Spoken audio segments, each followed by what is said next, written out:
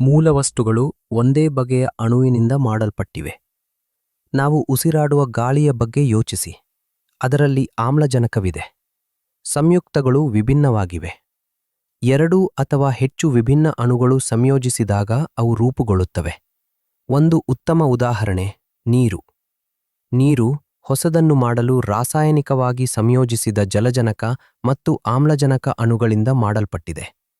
ಸಂಯುಕ್ತಗಳಲ್ಲಿ ಅಣುಗಳು ರಾಸಾಯನಿಕವಾಗಿ ಸೇರಿಕೊಂಡು ಹೊಸ ಗುಣಲಕ್ಷಣಗಳೊಂದಿಗೆ ಹೊಸ ವಸ್ತುವನ್ನು ರಚಿಸುತ್ತವೆ. ಅದನ್ನು ಸುಲಭವಾಗಿ ಬೇರ್ಪಡಿಸಲಾಗುವುದಿಲ್ಲ. ಮಿಶ್ರಣಗಳಲ್ಲಿ ವಸ್ತುಗಳನ್ನು ಕೇವಲ ಬೆರೆಸಲಾಗುತ್ತದೆ ಮತ್ತು ಯಾವುದೇ ಹೊಸ ವಸ್ತು ರೂಪುಗೊಳ್ಳುವುದಿಲ್ಲ.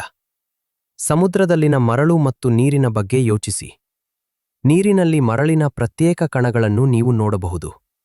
ಇವುಗಳನ್ನು ಸುಲಭವಾಗಿ ಬೇರ್ಪಡಿಸಬಹುದು. ಸಂಯುಕ್ತಗಳಲ್ಲಿ ಅಣುಗಳು ರಾಸಾಯನಿಕವಾಗಿ ಸೇರಿಕೊಂಡು ಹೊಸ ಗುಣಲಕ್ಷಣಗಳೊಂದಿಗೆ ಹೊಸ ವಸ್ತುವನ್ನು ರಚಿಸುತ್ತವೆ.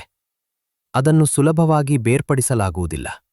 ಮೂಲವಸ್ತುಗಳು ಶುದ್ಧ ಬಗೆಯ ವಸ್ತುವಾಗಿದ್ದು ಒಂದೇ ರೀತಿಯ ಅಣುವಿನಿಂದ ಮಾಡಲ್ಪಟ್ಟಿವೆ. ಮತ್ತೊಂದೆಡೆ ಮಿಶ್ರಣಗಳು ಶುದ್ಧವಾಗಿರುವುದಿಲ್ಲ. ಅವುಗಳಲ್ಲಿ ಅನೇಕ ವಿಭಿನ್ನ ವಸ್ತುಗಳು ಒಟ್ಟಿಗೆ ಬೆರೆತಿರ್ತವೆ. ಮಣ್ಣಿನ ಬಗ್ಗೆ ಯೋಚಿಸಿ. ಮಣ್ಣು ಎಂಬುದು ಜೇಡಿಮಣ್ಣು, ಮರಳು ಮತ್ತು ಇತರ ವಸ್ತುಗಳ ಮಿಶ್ರಣವಾಗಿದೆ. ಕ್ಷಣವಾಗಿದೆ. ಮಿಶ್ರಣದಲ್ಲಿ ಎಲ್ಲಾ ವಿಭಿನ್ನ ಭಾಗಗಳು ತಮ್ಮ ಮೂಲ ಗುಣಲಕ್ಷಣಗಳನ್ನು ಉಳಿಸಿಕೊಳ್ಳುತ್ತವೆ.